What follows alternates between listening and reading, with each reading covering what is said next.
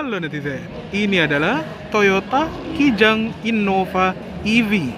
Ya, di acara IMS 2022 ini spesial untuk hari pertama, Toyota Astra Motor Indonesia memajangkan versi konsep dari Kijang Innova listrik. Ya, jadi biasanya kan di Innova itu ada mesin bensin 2000 cc atau mesin diesel 2400 cc. Tapi di mobil ini beda karena dia menggunakan motor listrik dan baterai untuk penggerak mobil ini.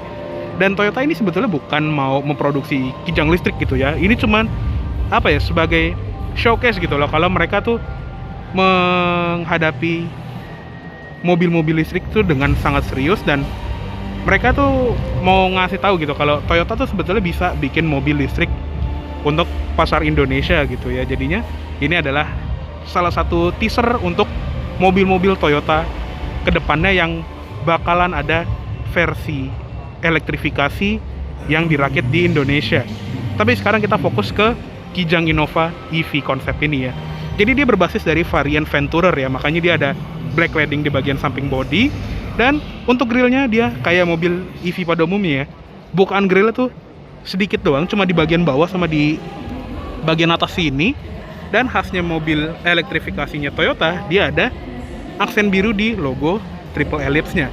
Untuk lampu, bentuknya masih sama seperti Innova Venturer biasa, cuma aksennya ada biru-birunya di bagian atas sama di bagian bawah, dan ring untuk proyektor LED-nya tuh jadi warna silver ya, berikut di ring lampu utamanya atau lampu dimnya ya.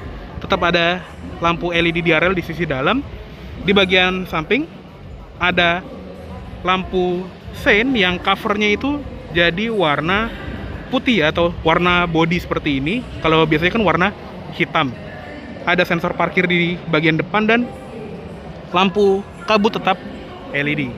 Lanjut ke samping, di bagian velgnya ini juga kayak velg Venturer, cuma warnanya tuh jadi silver seperti ini ya. Ini ganteng loh buat kalian yang pengen velg seperti ini, kayaknya cakep nih dipasangin di Venturer kalian. Untuk ukuran ban sih ya masih sama ya, dia menggunakan ban 215 55R17. Untuk rem disc brake di bagian depan, tapi di belakang tetap tromol. Dan di bagian fender ada emblem EV, bukan emblem dual VVT-i lagi ya. Sama di bagian samping body tuh ada kayak striping berwarna biru dan warna hitam, yang ini tuh ada gambarnya ya, kayak ini tuh piston yang beralih ke motor listrik. Jadi ini kesannya tuh kayak menggambarkan sejarah penggerak dari mobil ini ya, dari mesin sekarang beralih ke baterai dan berlanjut ke motor listrik di zaman sekarang. Dan di ujungnya tuh ada kayak gambar-gambar tanaman gitu, yang artinya tuh kayak mobilnya tuh ramah lingkungan gitu ya. Nah, sayangnya di pameran IMS ini interiornya dikunci, jadi handle-nya nggak bisa dibuka, dan handle-nya tetap kayak Venturer biasa. Cuma kita bisa ngintip ke interiornya. Interior kurang lebih sama, cuma corak warna jok itu diubah ya. Sekarang jadi warna ivory atau warna putih gading seperti ini, yang ini cakep sih, cakep banget. Dan yang uniknya adalah di masing-masing head restraint ada bordiran atau emboss Innova EV. Kelihatan gak tuh? Ini agak berbayang ya. Tapi keren gitu, masing-masing tuh ada tulisan Innova EV. Ini niat banget. Untuk di bagian center console juga kita bisa lihat nggak ada tuas persneling ya, melainkan dia shift by wire kayak mobil listrik pada umumnya gitu ya. Ada reverse, neutral, drive, dan ada B gitu ya untuk engine brake mungkin. Head unit juga beda. Nanti mungkin kita lihat di sisi kiri gitu ya. Untuk setir ini masih mirip seperti Innova Venturer biasa gitu ya, sudah dilapis kulit. Dan di bagian atas itu bukan wood panel, melainkan kayak panel silver, dan bentuknya tuh kayak sisikular gitu ya. Dan karena ini masih merupakan konsep gitu ya, kalau kita lihat di instrument cluster masih ada tachometer ya, namanya juga mobil konsep lah ya.